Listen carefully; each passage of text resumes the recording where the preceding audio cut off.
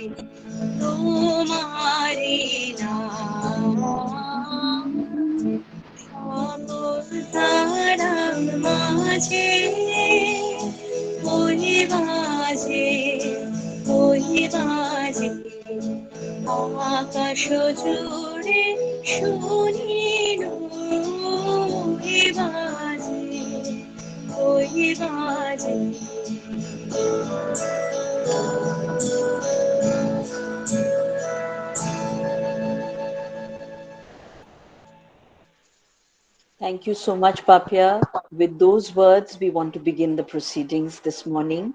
And if we were in the school auditorium, then we would have definitely had what follows right now. I would request Koshik sir to kindly share your screen and let us light the lamp that will dispel all ignorance, all worry, all woes from our lives.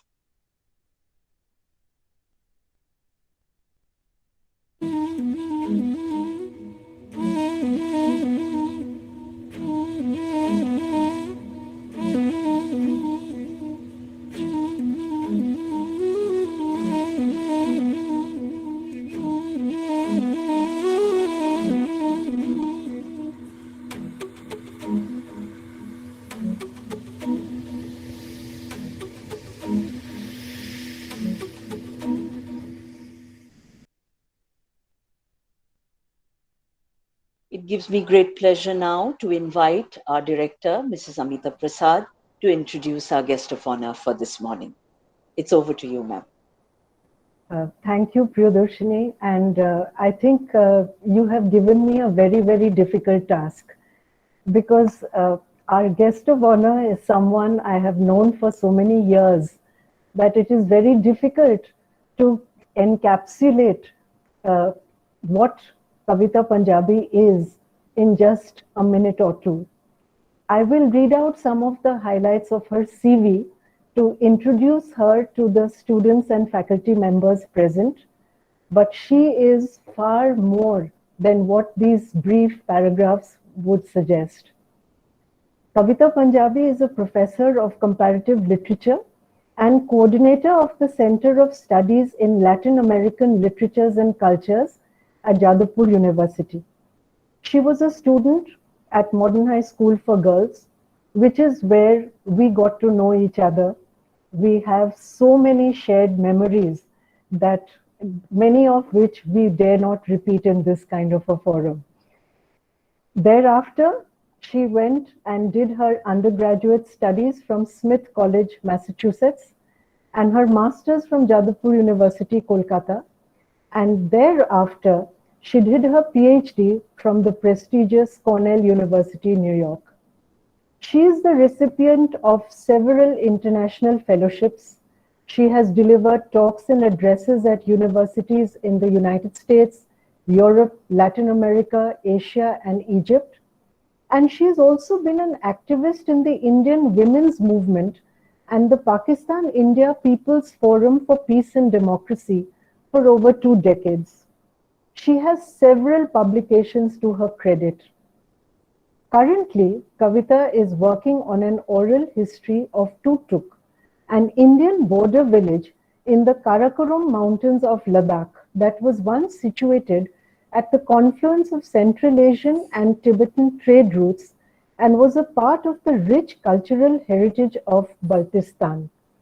Uh, Kavita has been an amazing teacher. She has been an amazing professor. In fact, our principal, Mrs. Reshma Bhattacharya, was one of her pupils, and the glee with which Reshma ma'am received the message that Kavita was going to be our chief guest, I think is a testimony to her success as a teacher. Kavita, I can't thank you enough for accepting our invitation to be present on this very significant occasion today. Thank you so much, and all of us are eagerly looking forward to your address to our students and faculty members. It's over to you. Thank you so much, Amita. It's a very, very rare experience to feel like coming like to a new institution is like a homecoming. And that's what I feel here. You know, Amita was not only a schoolmate, she was a senior we looked up to, we adored, we loved. There are lots of seniors who can be very snooty and nose in the air. Amita was always very friendly, forthcoming, there to advise you, there with her lovely smile. Really loved her. And so you can imagine it wasn't just an honor for me because I was being asked to speak at your commencement. It was also an honor because my senior had called me up to ask me to come for this, you know. So, and also to come back to have ex-students like Reshma, JU people, other JU people, and ex-students of Modern Eye. So really feel like it's a homecoming, and thank you so much for that warm welcome, Amita. And thanks to all of you, uh, including Amita, teachers, committees of the Indus Valley School, World School, for inviting me today. Really a joy interacting with all of you, and it truly is an honor to be welcoming students into the world. You know, there's so many of you who are going to be leaving class 12 and stepping out into a bigger, wider world. And this is a moment that marks that transition, and really honored to be one of the people to usher you into that world along with your teachers. So, also because Amita's here, I'm really reminded of one of our teachers who was really, really precious to us, who was a major inspiration, Chanda Bose. She was our history teacher. And I remember when we used to talk about stepping out into the world and what we would do after school, there's one term she always used to use. She said, hitch your wagon to a star. And I've never forgotten that. Because, she had that confidence in us. She had more confidence in us than we did in ourselves. But it meant a lot that, even we can hitch our wagons to our stars. And that stayed with me for a very long time. Every time I felt I was lacking in confidence, every time I felt I wasn't good enough for something, the whole thing was, let's give it a shot and see. CB said, do that. So it was literally like that kind of a conversation. But I'm also reminded of a conversation I had with a friend just 2 days ago, where she was talking about her daughters, who are now 26 and 30, turning to her, and she was telling her daughters how much more mature you youngsters are these days. How, I mean, intellectually, emotionally, in terms of your ways of understanding the world. And I really feel that very strongly from my students who come. Sometimes I feel like, in the undergrad classes, I used to be a her compared to what my students are capable of.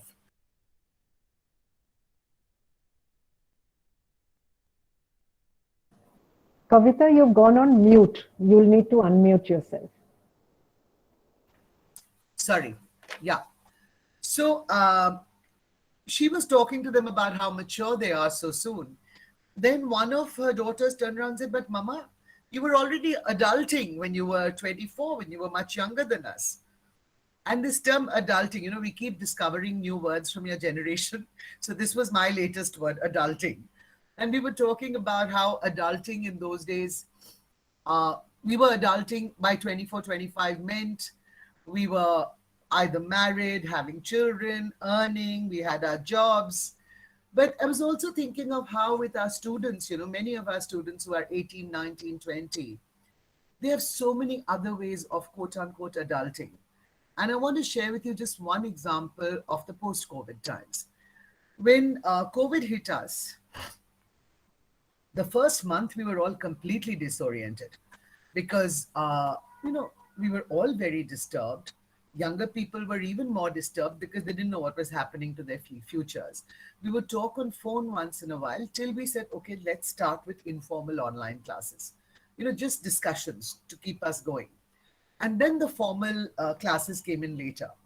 But we had amazing online classes at that time because people were just coming because they needed to be together. They needed to share things. They needed a certain track on which to hold on to each other together in the midst of these disorienting times. But something very strange happened when the formal classes started. One class after another began saying, we're not going to do these classes because not all of us have access to smartphones or to data. Not all of us can afford this. And you know that Jadavpur is a public university and we believe in carrying everybody with us, right? And it came first from the students.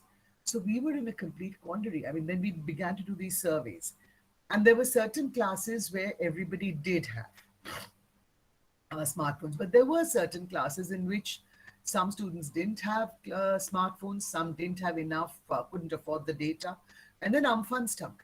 So those who were from the Struck, so those who were from the Sundarbans got even more disconnected. At this point, the students said, we will do classes only if you ensure that every one of our classmates has access to smartphones and data. Now, of course, teachers had also been saying that. Teachers had also been saying that to the vice chancellor. But in huge universities like this, where you have 7,000 students and 700 teachers, you know whose voice carries more weight. It's sheer numbers. And you won't believe it, within months, within 2 months, JU had reached out. Yes, teachers had contributed a day's salary. What is one day's salary in the life of a student, right? In the full education of a student. There were alumni who had contributed. The vice chancellor had reached out to other bodies to get in the contribution.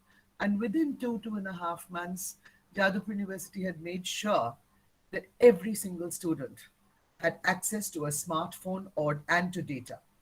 And this happened largely because the students said that. And it wasn't that, it's just because of these people I'm not getting my education. It was that we will all do it together. They are our classmates. We have to carry each other together. And I remember telling a friend of mine this. I remember I was talking to some friends in the US who are also academics. They couldn't believe their ears. They said, what, your university really did that?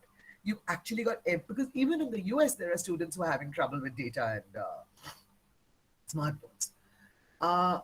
And they just said, that's so completely amazing. And it's such a simple thing to do. And it happened because of our students.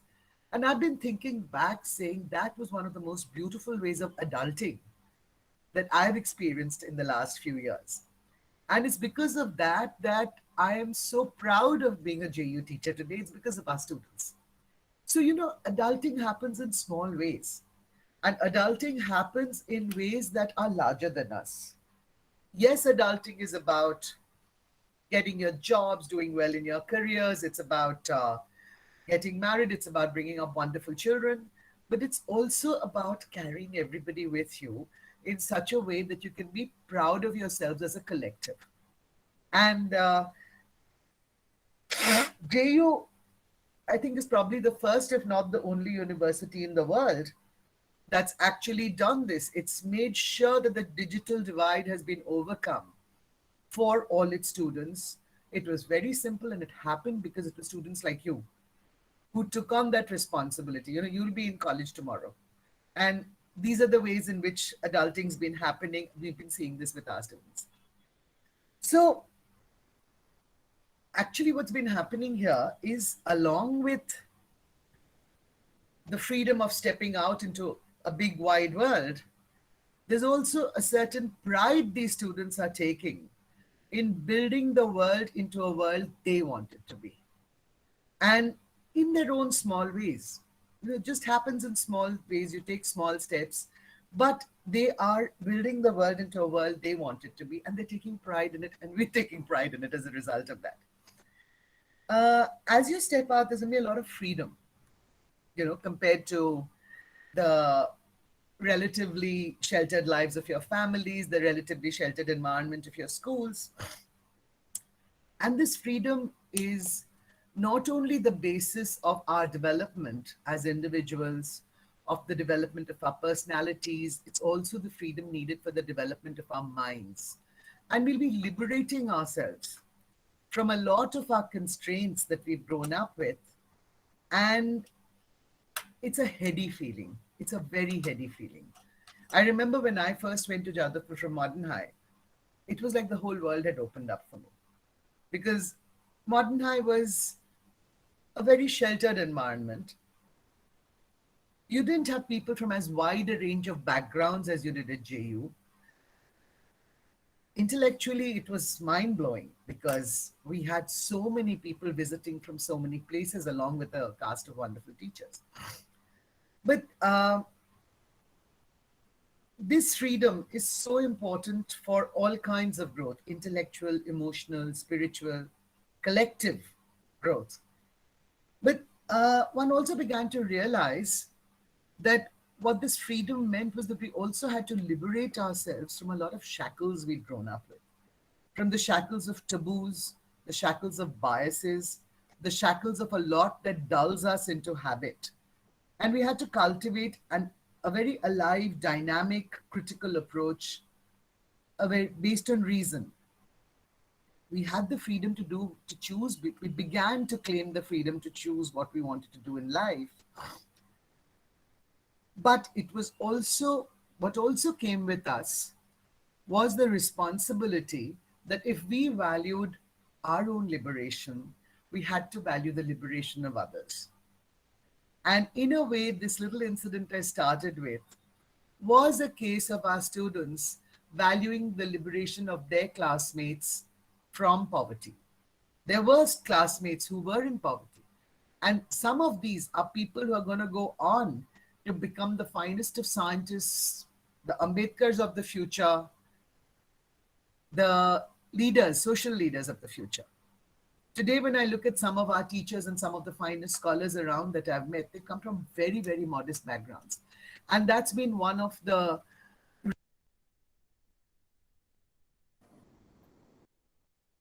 Kavita, you're mute again, please. Sorry.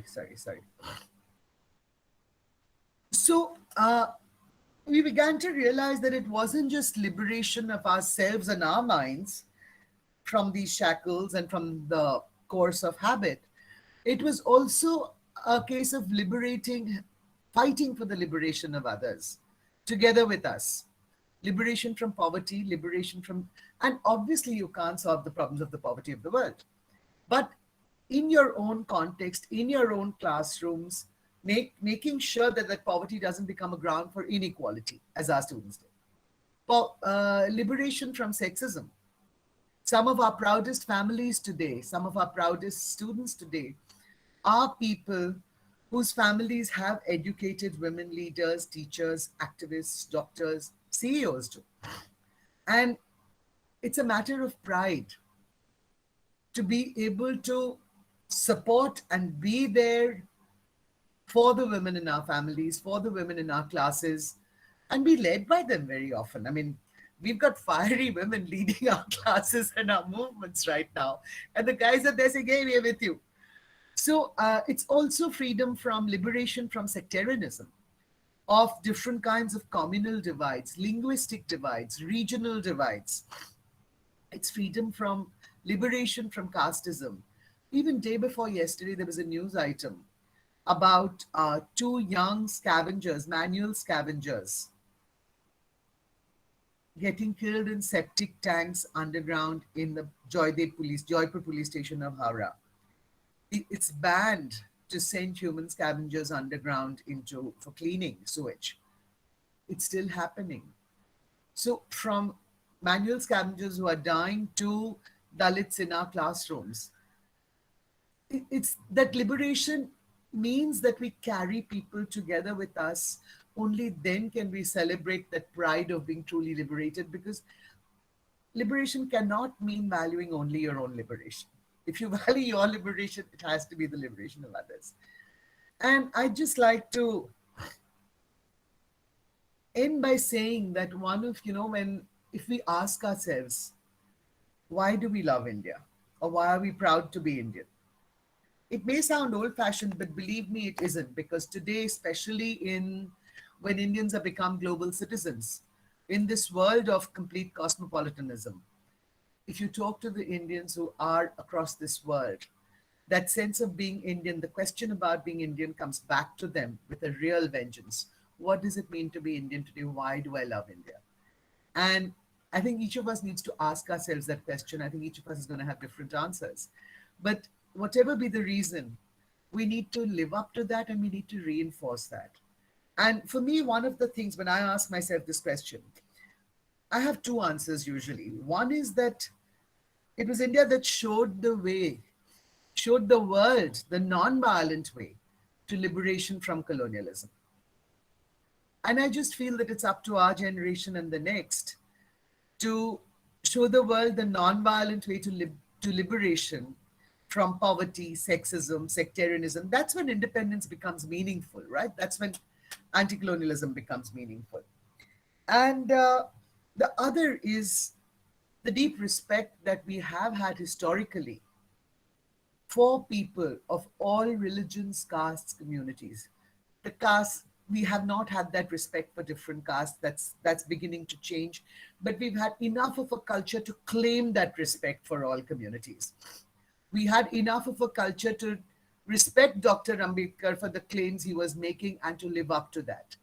And as long as there are enough of us to do that and we multiply, these changes do come in.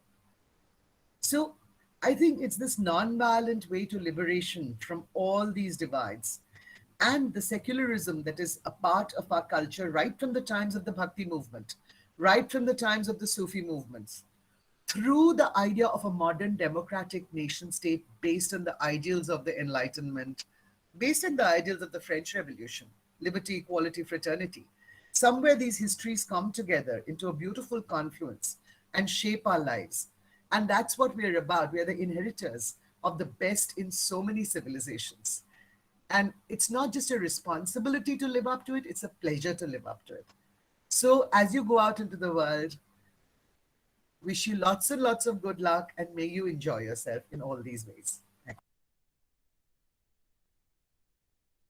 Thanks.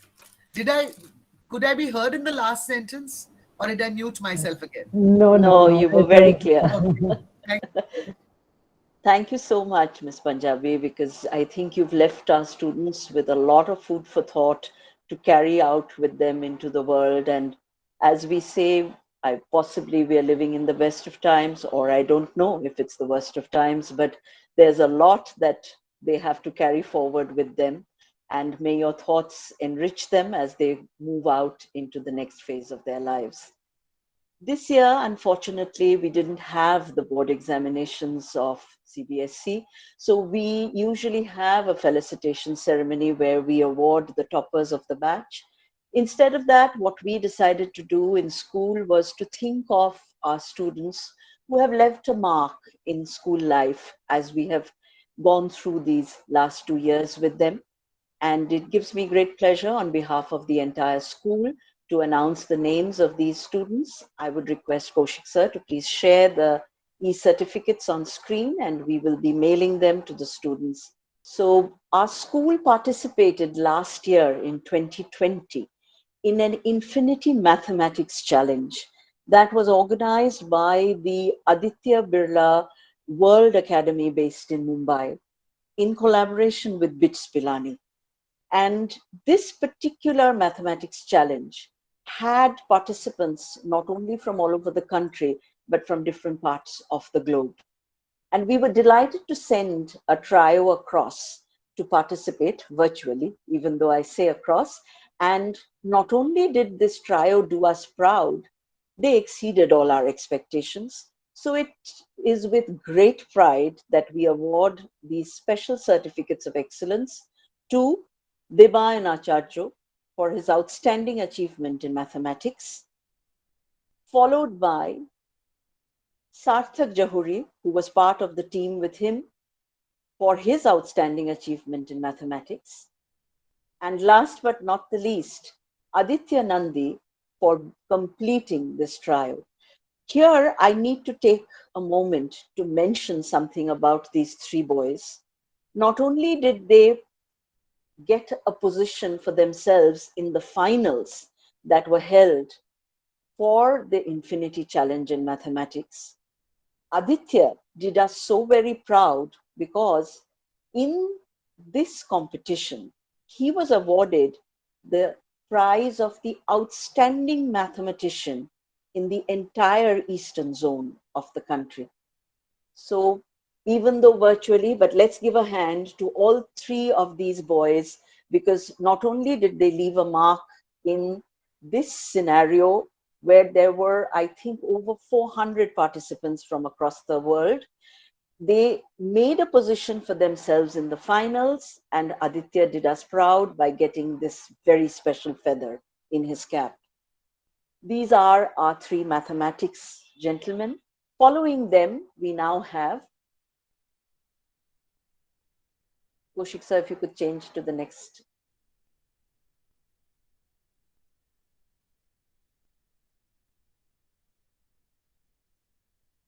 The next slide, Kaushik sir. Priyadarshini ma'am, you can announce it even after, let him change. You go ahead and announce it. Right. So After these three gentlemen, we have Sthitirupa Mukherjee. Sthitirupa is a student of humanities. Not only did she maintain an extremely high standard of academics right throughout her 2 years in grade 11 and 12, she was someone who always took up every opportunity that came her way, whether it was in intra or inter-school competitions and activities. And Sthitirupa had this special flair of writing, which did us proud in several competitions and events. So it gives us great pleasure to award Sthitirupa the Certificate of Excellence for General Proficiency. Coming up after Sthitirupa, we have Rakshita Bucha Jain. We instituted this special certificate for Rakshita simply to recognize her ability to stand forward and take on every challenge.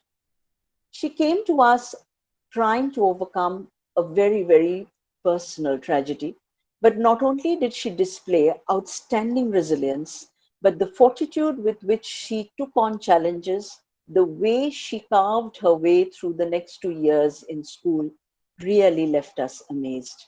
So, Rakshita, kudos to you for having done us so proud, and may more avenues open up in the near future for you.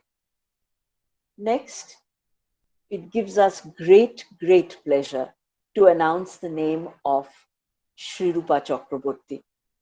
All the teachers and students in Indus Valley World School know Shrirupa, not only for her outstanding courage to be able to overcome her physical inabilities, but also for her exemplary fortitude by which she made it possible to attend classes regularly in school.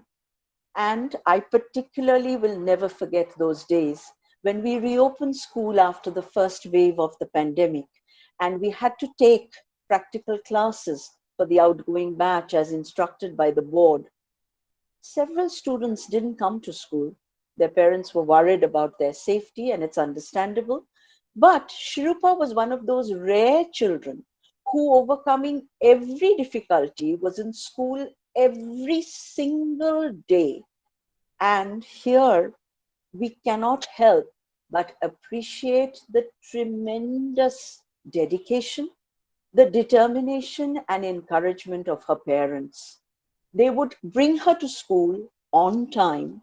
Never would she be late, whether it was by their own car or was it by a hired car if the car broke down.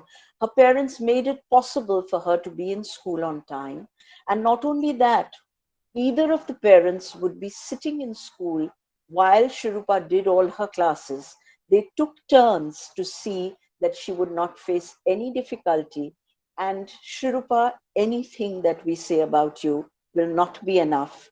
And may the world open up to you, and may your courage and fortitude stand you in good stead now and forever.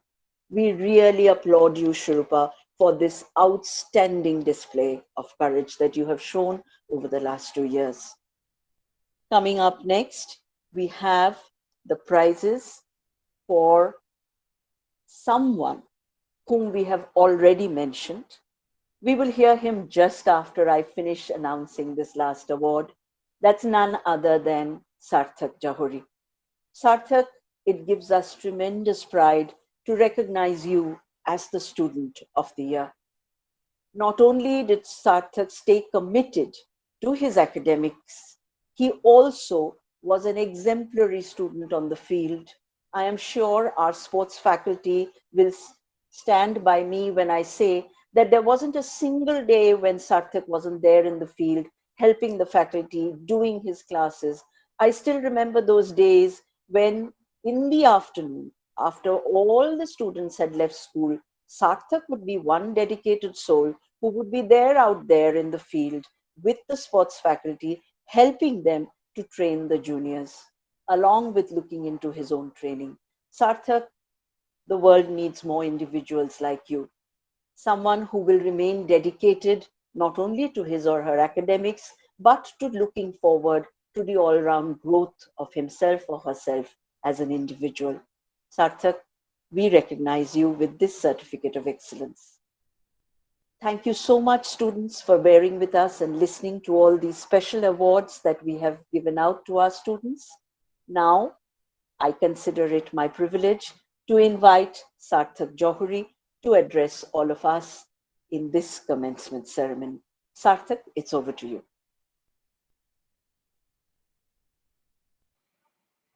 Thank you, ma'am, for all the good things you have said. I'm not sure if I deserve all of them, but yeah, thank you. Now I'll start, ma'am, the commencement address. Okay, so imagine jumping out of a skydiving aircraft and realizing that your parachute is faulty. In my opinion, the role of a teacher in a student's life is synonymous to that of a parachute. A good parachute aids a student in smoothly gliding over and reaching his target, while a bad one, well, is a sure recipe for catastrophe. I came to Calcutta in the fall of 2017 as a young and naive boy. At a time when almost half of the grade 9 session was over, IVWS was the only school that welcomed me jovially with arms wide open. The great set of teachers and students here made me feel comfortable and helped me catch up on months of work within just a few weeks. Now, I had always been a pretty mediocre student with absolutely nothing but apathy towards my academics. It was here in IVWS that I truly fell in love with the process of learning and started enjoying the subjects. From the most confusing concepts of chemistry or mathematics to the extremely twisted world of political science or geography, the extraordinary faculty members here made it not only lucid enough to grasp, but also pleasurable to study. The myth that history or literature is bland or bleak was shattered to shards once I attended the lessons at IVWS. So profound was their impact that till date I occasionally indulge myself in domains other than the sciences. Now, there are two things which separate IVWS from a number of schools I've been to. Number one, the teachers here are exceedingly approachable, altruistic, and impartial towards their students, which explains the outstanding results of the school each consecutive year. Second, the school really believes in holistic development and strives to impart equal opportunity to each and every student. I had never been a very participating person, but the 4 years I spent at IVWS changed that forever. I was provided with a plethora of co-curricular opportunities and supporting infrastructure which groomed me into the individual I am today. From playing football for my school to participating in athletics, quizzes, competitions, I've done it all thanks to the opportunities given to me by IVWS. The transition to grade 11 is a big leap for all of us. Without appropriate support and guidance, students struggle immensely during these 2 years. I chose the science stream, and all the faculty members I remember they have worked their fingers to the bones and taught us in such exemplary ways that those concepts are bound to remain etched and ingrained in our minds forever. But keeping academics aside, grade 11 and 12 grant us some sort of newfound freedom, and with it come some alluring distractions. With all the energy we possess, we become quite vulnerable to these distractions. The teachers at IVWS have been friends first and teachers later, always providing wise counsel from their experience, being our most trusted confidants, and helping us negotiate difficult situations and always protecting us like a guardian angels. Had I not been very fortunate enough to be under the guidance of these distinguished women and men, I would have probably been leading a monotonous lifestyle with average aspirations. My greatest ambitions and life goals have been shaped a really great deal due to the influence of this school and its superlative teachers. How efficiently a school functions depends largely on the administration running it.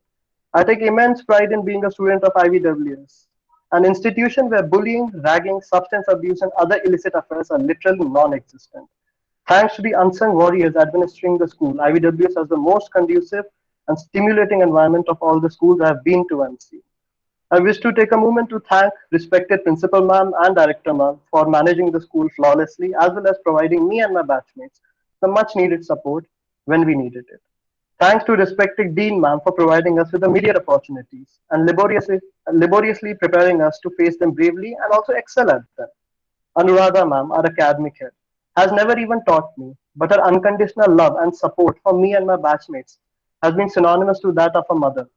She has been one of our most trusted confidants, substantial supporter, and savior in high school. Words fail to express my gratitude to her for all she has done for us, and I shall remain eternally grateful. Thanks to our faculty members, who were extremely supportive, motivating, selfless, and most importantly, patient when training all of us. They gave us all they could, and for that, we shall remain eternally grateful. Thanks to Amit sir also for helping us negotiate all the weird, confusing things in the lab. You have helped us a lot and helped us in scoring in the practicals, sir. Our grade 12 was completely online through a virtual platform. Notwithstanding this, the subject teachers made it very immersive for all of us using innovative techniques. They were always there to resolve our doubts 24/7, answer our questions patiently, and provide emotional help if we needed it. I can only imagine the amount of hard work put in by the teachers and administration to provide us excellent and quality education virtually. They really helped us get through very tough times. On behalf of my batchmates, I would like to thank all my teachers for emboldening and embellishing us, upskilling us to push our limits, and preparing us to face the world. I want to let you know that your sacrifices have not gone unnoticed. You have not only imparted knowledge, but also the wisdom to use it. These 4 years of my life have been very enriching and eclectic. It's been a really glorious ride. Life is a summation of choices, they say, and unquestionably, choosing IVWS has been one of the finest choices I've ever made. And I'm pretty sure that my batchmates would vehemently agree with me. With this, I would like to conclude this and seek the blessings of all our teachers for our future. Thank you and have a nice day. Thank you so much, Sarthak, for voicing your thoughts at the end of the commencement. I now invite our principal, Mrs. Reshma Bhattacharya, to address all the students and the rest of us present here this afternoon. Thank you, Priyadashini ma'am. Today is indeed a very special day for me, listening to Kavita Di after almost 2.5 decades, if my memory serves me right, and reminiscing upon the good old days we spent in the department and the indelible impression that our professors left on us. A very happy morning to all of you. I extend a hearty virtual welcome, and I hope it augurs well for your new journey. Dear students, you stand at a threshold.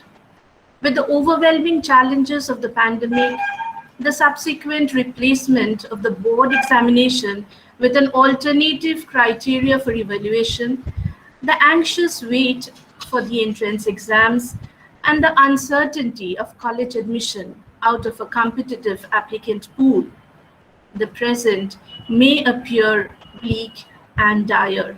Still, I'd say look ahead. Your capacity for honest introspection, unclouded perception of your strength and weakness, and courage to admit and confront are life-defining tools that will stand as the bulwark for your academic pursuits. Redefine your thinking. The grass is not in fact always greener on the other side of the fences. Fences have nothing to do with it. The grass is greenest where it is watered. The Beatles, who created history, suffered initial rejection by many record labels and were dismissed as having no future in show business. The only thing that kept them going was they loved doing what they did. Is it scarcely different for us? No, not at all. You have got to find what you love, and then you must keep on at it, not settle for less. The possibilities, though endless, remain largely undiscovered because we continue to conform to the familiar, to the comfortable. Your dreams are exclusively yours. Thrive on it, persevere, and be resilient. Take advice, but do not lose your voice. Learn the art to navigate through the advice to chart your unique course. Here I would like to share with you a very simple yet meaningful story that has always inspired me. A tourist came upon a construction site and saw 3 men busy with their task of laying bricks. Feeling inquisitive about their motivation, he asked the first man what he was doing, and the man said he was laying bricks. To the same question, the second man replied that he was building a wall. When he turned to the third man, he said that he was building a cathedral. 3 men engaged in same task, yet markedly different in outlook. First man had an ordinary outlook that was to get his job done. The second man, in pursuit of common ambition, wanted to make something big, enough to bring money. And the third man, with an extraordinary outlook, seeing the bigger picture, not the brick, not the wall, but the cathedral, was doing his bit, playing his small part in making something spectacular. Such inspired individuals are happy to be a part of a larger purpose, happy to work together as a team, happy to give their 200% to what they do. Not only do they feel more satisfied with their work, they grow professionally in creating something incredibly amazing. So, are you laying a brick, building a wall, or creating a towering cathedral? All that matters is your outlook. Change your outlook, and you will surely be outstanding.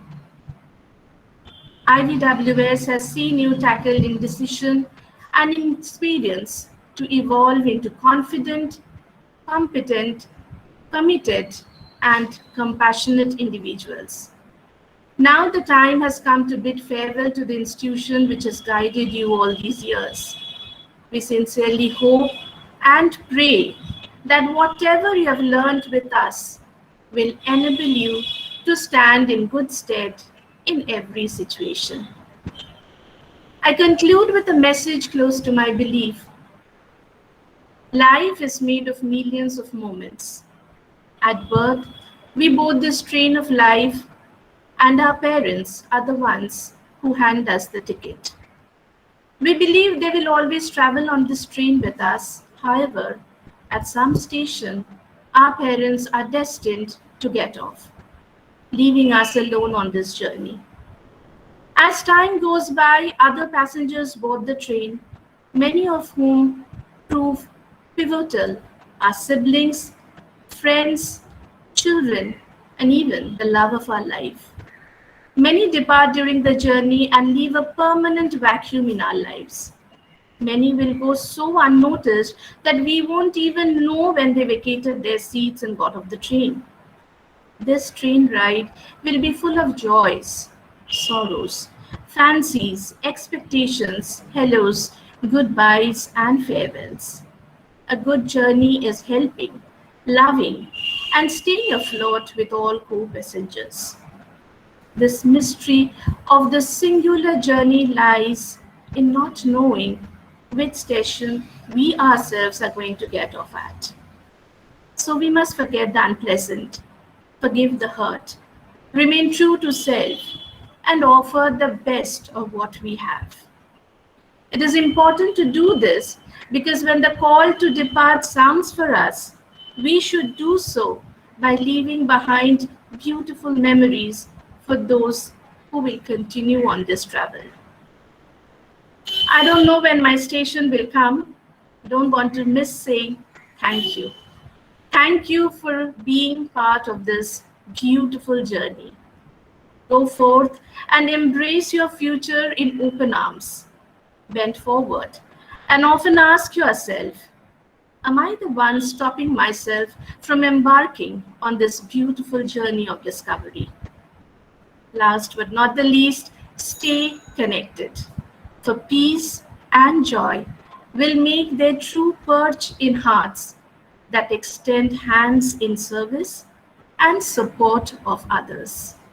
May God bless you abundantly. Thank you.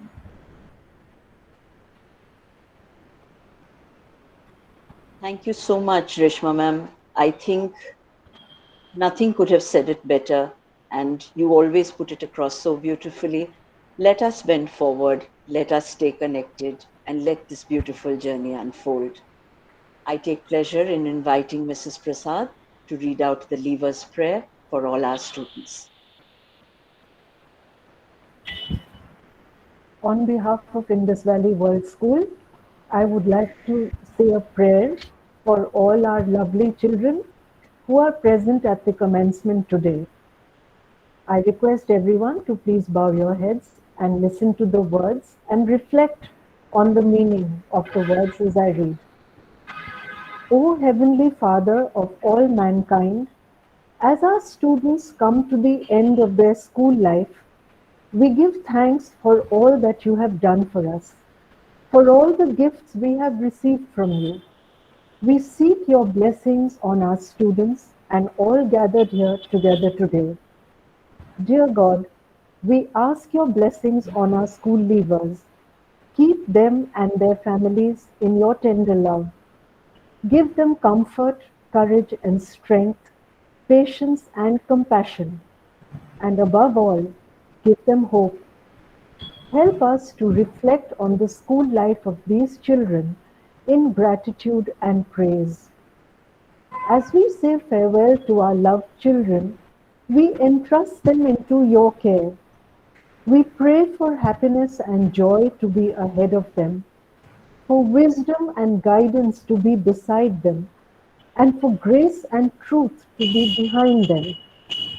We know that you will always love and protect them wherever they go. May God's blessing follow you all as you find new journeys to travel. May you walk safely along the pathways of your dreams. May His gentle hand guide the decisions you will make and the passions that you follow. May your hearts and lives always reflect His love and truth. And may hope be a light within you that you carry into each new day. I conclude with an old Celtic blessing. May the road rise up to meet you. May the wind be always at your back. May the sun shine warm upon your face, and the rains fall soft upon your fields. And until we meet again, may God hold you in the palm of His hand. I request everyone, wherever you are, to please rise. We will have the school song followed by the national anthem. After that, teachers and students may like to stay back if you want to chit-chat for a while. The official program will conclude after the singing of the school song and the national anthem. I request everyone to rise as our music faculty, Tonushri ma'am and Papia ma'am, will lead us for the singing of the school song and the national anthem.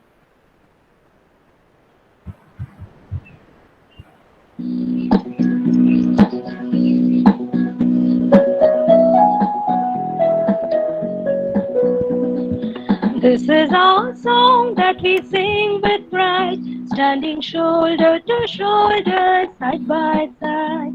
We pledge ourselves to forever remain loyal and true to our school's great name. This is our song that we sing with pride, standing shoulder to shoulder, side by side. We pledge ourselves to forever remain loyal and true to our school's great name.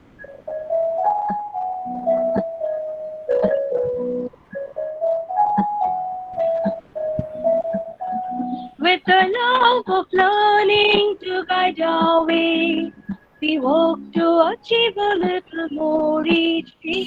With the love of learning to guide our way, we work to achieve a little more each day. Striking a balance between head and heart has the courage to dream sets us apart. This is our song that we sing with pride, standing shoulder to shoulder, side by side. We pledge ourselves to forever remain loyal and true to our school's great name.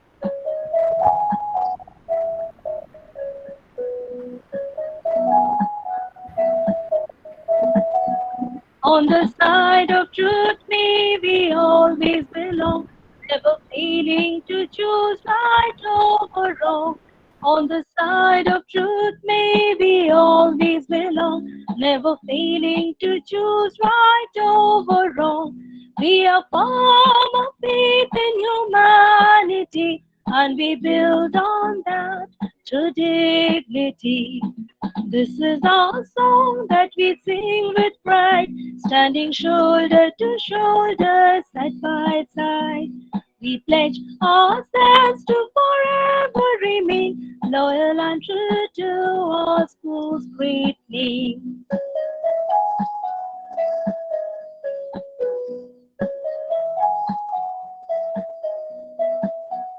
As we do our duty and give our all, as we face each challenge, big or small, as we do our duty and give our all, as we face each challenge, big or small, as we aim to win, not just for the prize, it's the name of a school we eulogize.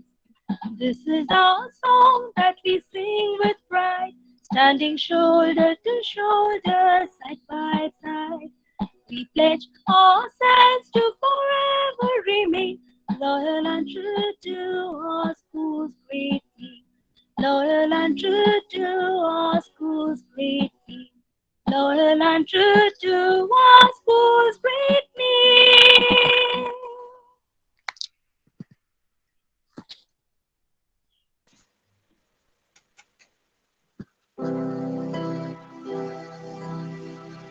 जनगण मन अधिनायक जय हे भारत भाग्य विधाता पंजाब सिंधु